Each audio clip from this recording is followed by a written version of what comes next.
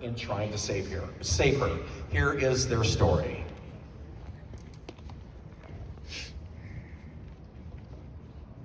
You can see medic 57 and engine 57 separated by the fence, and this person's standing literally on the arm that supports the sign on the bridge.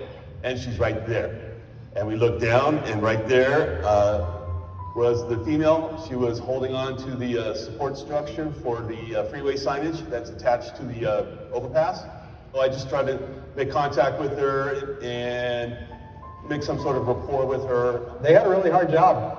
They were behind a chain link fence trying to talk to an adolescent young girl and try to buy enough time before she either jumped or fell off of the bridge. I knew we had the ladder trucks coming. I knew we had the cavalry coming. I just didn't want her to jump before we had an opportunity to try to get her. She's 40 feet over the deck of the toll road, and I looked down and there's just cars going, 80 miles an hour beneath us. I said, hey, just hold on, we'll get you out of here. Just hold on.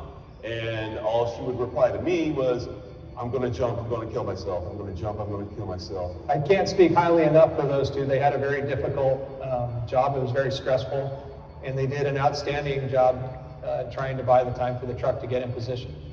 It was a very emotional scene. The biggest thing that was a detriment to us was that the fence was blocking us from being able to physically assist this person back over. But as this time progresses, she's moving from where she was to the edge of the sign.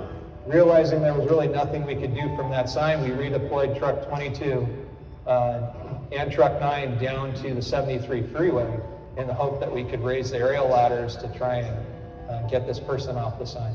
She just kept moving. When I kept telling her, don't move, stay there, stay where you are, and she wouldn't do it. So finally she got to the edge of the sign, and she started talking to me a little bit. She told me her name. She told me how old she was. She told me what high school she went to.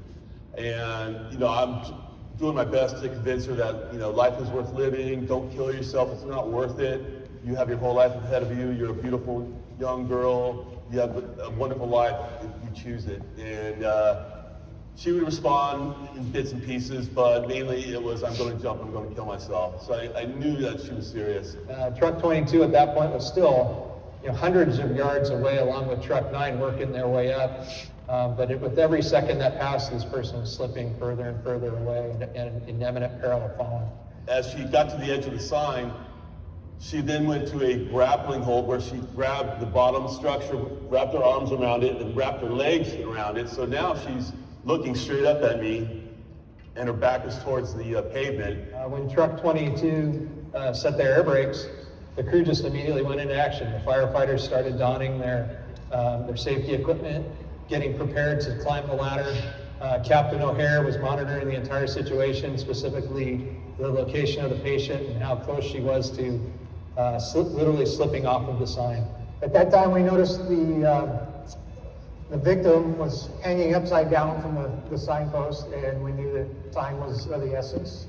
So we made the quick decision to position the truck and get the aerial under it with the initial thinking of at least we can get the ladder right underneath her. We could catch her if she were to let go. In one shot, he had the ladder perfectly positioned right at the feet of this dangling teenage girl hanging off of the bridge. She lets go of her feet.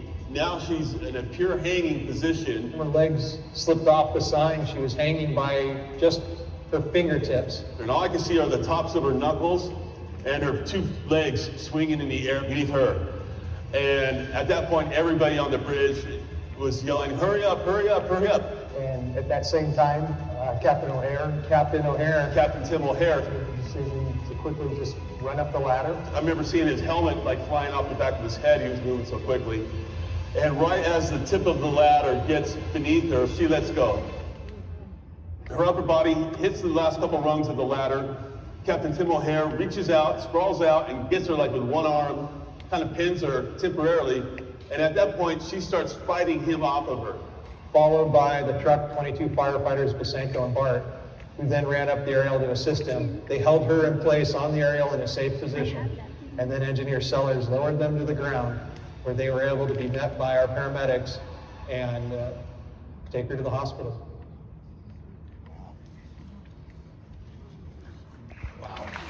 apparatus engineer Jave Sellers with a life-saving medal.